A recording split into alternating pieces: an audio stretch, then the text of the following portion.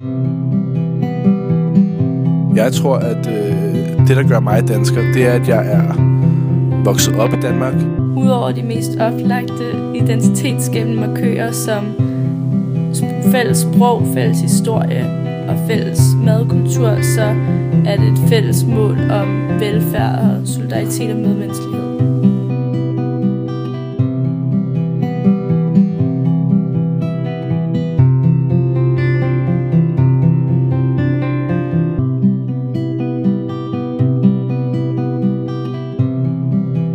Traditioner, kultur, store arrangementer, det kan være inden for sport eller noget der kan samle nationen, kan man sige. Nu har I set, at Danmark og Canada er to meget forskellige lande.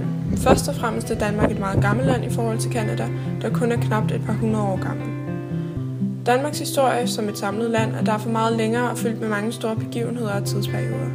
Canada har som geografisk område selvfølgelig også en lang historie, da der er boet mennesker i mange tusind år, men som land er deres historie nærmest lige begyndt. En anden markant forskel på de to lande ses i samfunds- og kulturstrukturen. Danmark er nemlig i høj grad et monokulturelt land, hvilket giver landet en sammenhængskraft og tillid til hinanden og omgivelserne. Derimod er Canadas store stolthed deres multikulturelle mosaiksamfund, som er en af de ting, der i allerhøjeste grad kendetegner Canada som land. Her ligger sammenhængskraften i det faktum, at de alle er så forskellige. Men hvad er nationalfølelse for en størrelse, når nu to så vidt forskellige lande begge har dette samlingspunkt? Vi vil prøve at belyse det ved vores problemstilling, der lyder: hvad er det, der skaber nationalfølelse i henholdsvis Danmark og Canada?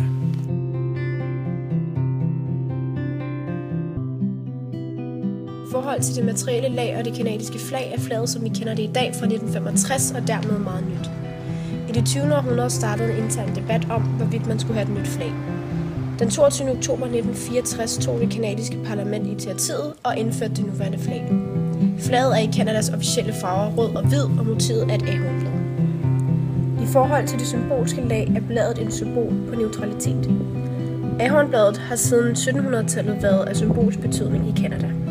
I dag kan man finde ahornbladet på de canadiske pennies. Derudover repræsenterer ahornbladet natur som en stor del af Canada. I forhold til det funktionelle lag bruges nationalsymbolet i Canada af offentligheden, af virksomheder, i militæret og generelt over det hele.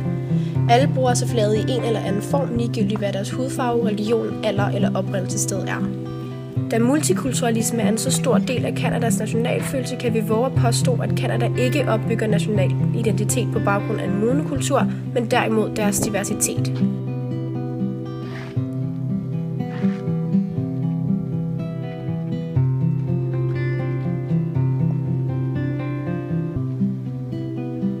National følelse, det er typisk en følelse, der opstår i en, når man måske er i udlandet, og man gerne vil hjem, og at man ankommer til Danmark og synes, at det er her, man er hjemme, og man godt kan lide at være her.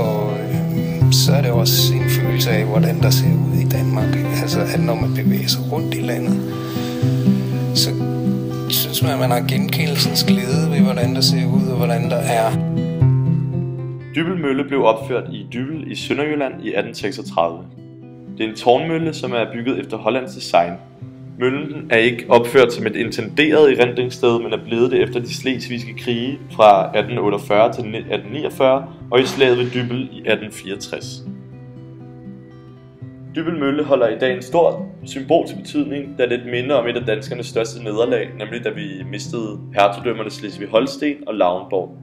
Samtidig så står den som et symbol på den stærke nationalfølelse, som vi under tiden havde opbygget, og som gjorde, at vi kunne rejse os igen, efter vi var blevet besejret. Siden 1995 er Dybbøl Mølle blevet brugt som museum og fortæller historien om Dybbøl som nationalsymbol og erindringssted for to nationer, nemlig Danmark og Tyskland.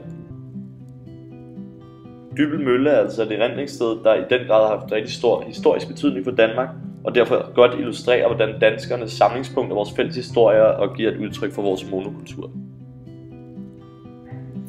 Danmark har i hundredvis af år været en lomme i Europa. Et meget lille land med en dansk stamme næsten uanfægtet af andre. Dem, der er kommet til Danmark i løbet af forrige århundreder, har lignet os meget. Derfor har Danmark ikke været udsat for en decideret multietnicitet. Det er altså ikke så mange årtier tilbage, at Danmark begyndte at få etnisk indvandring i større grad. Ellers har Danmark været et homogent land. Måske kunne det netop være grunden til, at Danmark kunne have et større slagsmål med at acceptere multietnicitet som en del af nationalfølelsen.